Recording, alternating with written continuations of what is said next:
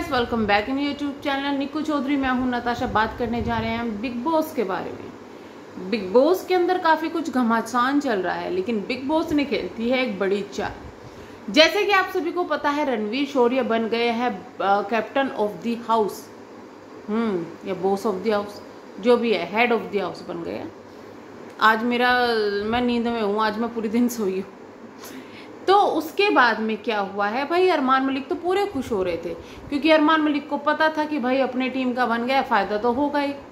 Big boss ने जो रणवीर है उनको एक पावर दी एलिमिनेशन की, या ये कहें कि भाई नॉमिनेट करने की। अब उनको ये पावर दी कि आप घर के 3 सदस्यों को नॉमिनेट कर सकते हो और एक को बचा सकते हो।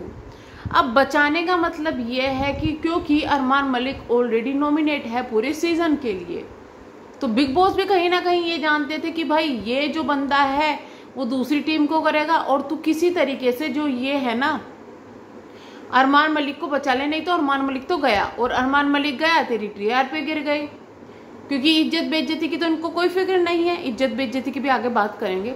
इज्जत बेइज्जती की तो कोई फिक्र नहीं है। तो इन्होंने क्या करा कि उनको हेड ऑफ द हाउस बना के ये पावर दे दी कि 3 को नॉमिनेट कर दो, एक को सेव कर दो। अब इन्होंने 3 को नॉमिनेट किसको किया है? विशाल को जग जाहिर था, लव कटारिया को जग जाहिर था, लेकिन तीसरा नाम जहां तक उम्मीद थी कि सना मकबूल को करेंगे, क्योंकि आजकल शिवानी से इनकी काफी ज्यादा बन रही है। कभी चंपी कराते हैं, कभी कुछ कराते हैं, शिवानी से काफी ज्यादा बन रही है। लेकिन फिर भी अगले बंदे ने सना मकबूल को ना करके शिवानी को करा है। पता ही नहीं क्यों, ये चीजें अभी तक समझ में नहीं आ रही है। आज के एपिसोड में शायद वो चीजें दिखाई जाएगी, लेकिन सना मकबूल शायद बाहर वाली है, इसलिए उनको बचा लिया गया है। ये चीजें भी हो सकती है। अब 3 नॉमिनेशन हुए हैं, तीनों ही स्ट्रॉन्ग नाम है। लव कटारिया का मुझे नहीं उम्मीद लगती कि कहीं जाएगा। शिवानी की और विशाल की जो है उनकी टक्कर हो सकती है। अगर दोनों में से एक गया तो फिर भी शो काफी ज्यादा फीका पड़ जाएगा, जहां तक उम्मीद है, क्योंकि विशाल अभी काफी ज्यादा लड़ाई कर रहे हैं। शिवानी लड़ाई नहीं करती, शिवानी के सामने से लड़ाई आ रही है। शिवानी के सामने से लड़ाई है, और जब कोई सामने से आपको चार्ज करेगा तो आप तो चार्ज करेंगे ही। तो ऐसा उम्मीद लग रही है कि कहीं ना कहीं अगर वोटों की थोड़ी बहुत ही हेरफेर हुई, थोड़ा बहुत डिफरेंस हुआ, तो कहीं शिवानी को ना निकाल दे।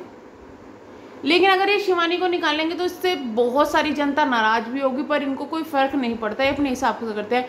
और कहीं ऐसा ना करे कि घर वालों के ऊपर छोड़ दे कि भाई किसको निकालना है, और वो लव को बाहर निकाल दे। ये भी पॉसिबिलिटी हो सकती है। लेकिन किसको बचाया है रणवीर शौर्य ने? अरमान मलिक को। अरमान मलिक को बचा लिया है। मतलब अगर उनको पनिशमेंट मिली है तो वो पनिशमेंट रहने दो ना। लास्ट आपके हफ्तों में वो पनिशमेंट कहाँ चली जाती है? ये चीजें समझ में नहीं आ रही है। और अरमान मलिक को बार बार बचाने का मतलब क्या बैठता है? उनपे इतने केस बाहर हो चुके हैं, बाहर उनकी हियरिंग है, उनपे इतने क्यों केस रोके जा रहे हैं भैया? इतना ही नहीं है, अरमान मलिक और कृतिका और जियो सिनेमा पे भी अब एक केस हो गया, उसके बारे में जिक्र करते हैं।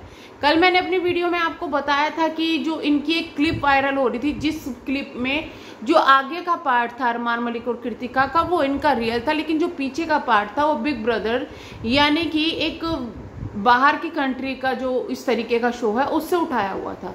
अगर आप क्लिप को ध्यान से देखेंगे, अगर आपको कहीं से फोटोज उसकी मिलती है, कुछ मिलती है, क्लिप देखने लायक नहीं है, तो आपको पता चल जाएगा कि ये नहीं है, एडिटेड है, वेल एडिटेड वो वीडियो थी, तो ये पता चल रहा है। लेकिन इसके बाद भी इस पर केस हो गया है।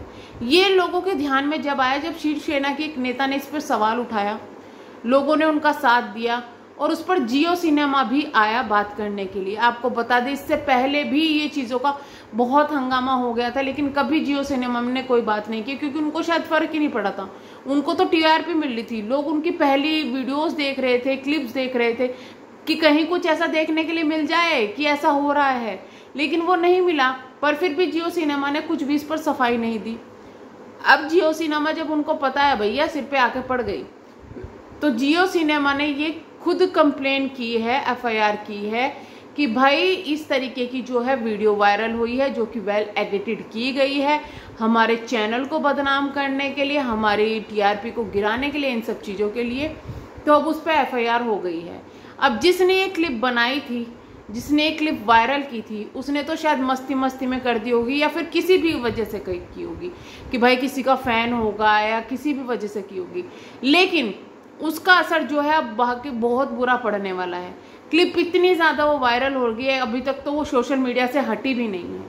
तो उस पर FIR हुई है, सबसे पहले वो सोशल मीडिया से हटाई जाएगी, फिर इसका जो मेन सोर्स है उसको ढूंढा जाएगा कि कहाँ से क्लिप वायरल हुई है, कहाँ से क्या हुआ है, और फिर वो पकड़ा जाएगा। लेकिन समझ में नहीं आता कि जियो सिनेमा को इतना टाइम क्यों लगा इन चीज़ों को क्लैरिफिकेशन देने में, ये चीज़ें करने में। क्योंकि अगर किसी की जो इमेज है, अरमान मलिक की ऑलरेडी खराब है, लेकिन अगर यही क्लिप किसी और के लिए बनाई जाती, किसी और कंटेस्टेंट के लिए बनाई जाती, वो हस्बैंड वाइफ ना होते, तो क्या भी तब भी वो ये चीज़ें करते? तो ये सोचने वाली बात है। बिग बॉस OTT अब काफ़ी ज़्यादा जो है अपने काम के लिए पॉजिटिव हो गया है, क्योंकि लास्ट ईयर एक किस वाला हंगामा हुआ था जो कि ज़ैद हबीबी और आकांक्षा के बीच हुआ था। किस वाला हंगामा हुआ था, उस पर जो सलमान खान है उन्होंने बहुत सुनाई भी थी, लेकिन जियो सिनेमा को तो उससे फ़ायदा ही हुआ था, सुनाई भी थी, बट नुकसान ये हुआ कि उस वक्त काफ़ी ज़्यादा जियो सिनेमा के हु थू हो गई थी।